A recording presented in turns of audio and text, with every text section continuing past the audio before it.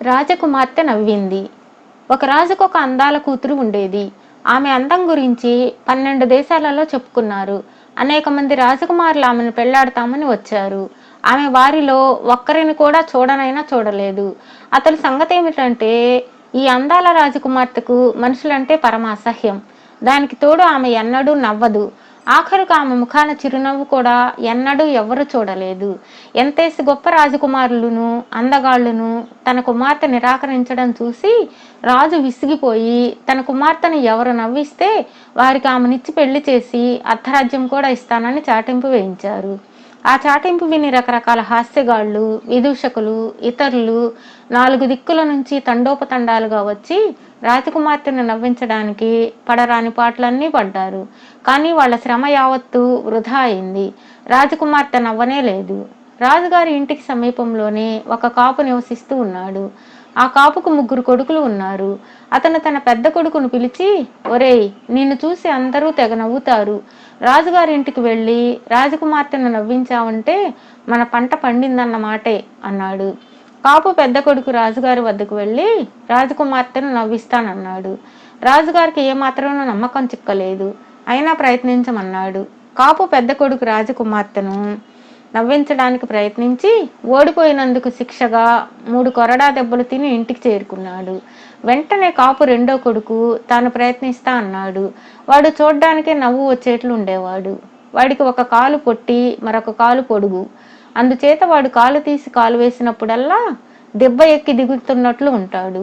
దానికి తోడు వాడు మాటకారి. అందుచేత తండ్రి వాణ్ణి కూడా రాజభవనానికి వెళ్ళనిచ్చాడు.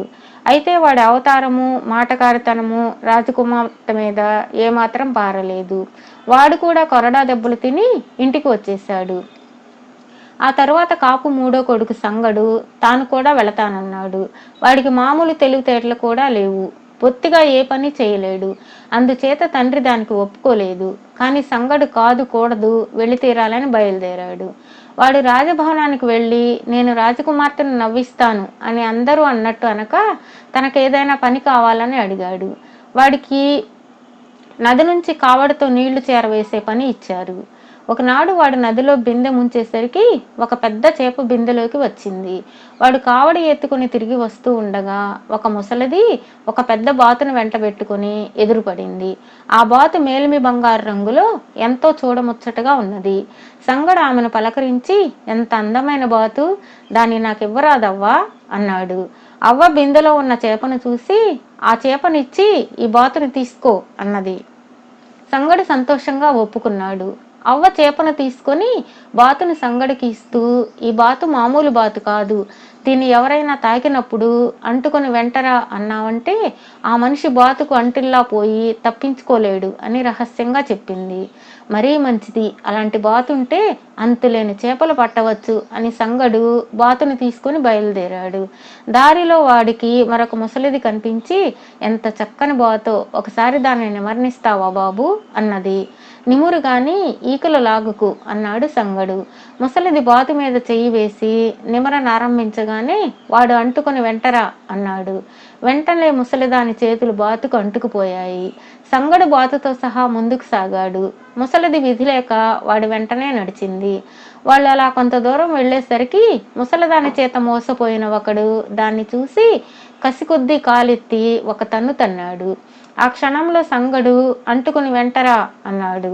ఆ మనిషి కాలు ముసలిదానికి అంటుకుపోవడం చేత వాడు ఒంటి కాలు మీద గెంతుతూ తాను కూడా నడవసాగాడు. వాళ్ళు అలాగే రాచనగరంలో ప్రవేశించారు. అక్కడ ఒక కమ్మరి ఈ దృశ్యం చూసి గెంతుతున్న మనిషిని గుర్తించి వాడికి సహాయం చేద్దామని వెనక నుంచి పట్టుకుని లాగాడు. అంటుకుని వెంటరా అన్నాడు సంగడు. కమ్మరి కూడా బారులో చేరిపోయాడు. ఇలా వాళ్ళు రాజభవనం వెనుక భాగం చేరేసరికి బయటి కోలాహలం విని రాజుగారి వంటలక్క గరిటతో సహా బయటకు వచ్చి సంగడి చేతిలో బాతును చూసి, ఎంత అందమైన బాతో, ఒకసారి నిమర్నిస్తావా సంగడు అన్నది. అది విని కమ్మరి, దాన్నేం నిమురుతావు, నన్ను నిమురు అన్నాడు పరాచకంగా. ఏమన్నావురా కోతి వెధవా అంటూ వంటలక్క గరిట పెట్టి కమ్మరి నడుం మీద ఒక్కటి మోదింది. అంటుకొని వెంటరా అన్నాడు సంగడు. వంటలక్క గరిటతో సహా బారులో చేరింది. ఇంతమందిని రాజభవనం ముందుకు తీసుకుపోయిన సంగడు అక్కడ గుండ్రంగా నడిపించసాగాడు. రాజుగారి కుక్కలు ఈ వింత దృశ్యాన్ని చూసి మరగసాగాయి. జనం పోగై కలకలం చేయసాగారు. రాజుగారు, రాజకుమార్తె, దాసీలు మేడ మీద కిటికీల వద్దకు వచ్చి బయటకు చూశారు. రాజకుమార్తె క్రింది దృశ్యాన్ని చూసి విరగబడి నవ్వసాగింది. ఆమె పడిపోకుండా రాజుగారు పట్టుకోవలసి వచ్చినంత పని అయింది. రాజకుమార్తె ఇంతకాలానికి నవ్వడం వేలాది జనం చూశారు. రాజుగారు ఆమెను సంగడికిచ్చి పెళ్లి చేసి అర్ధరాజ్యం కూడా ఇచ్చేశాడు.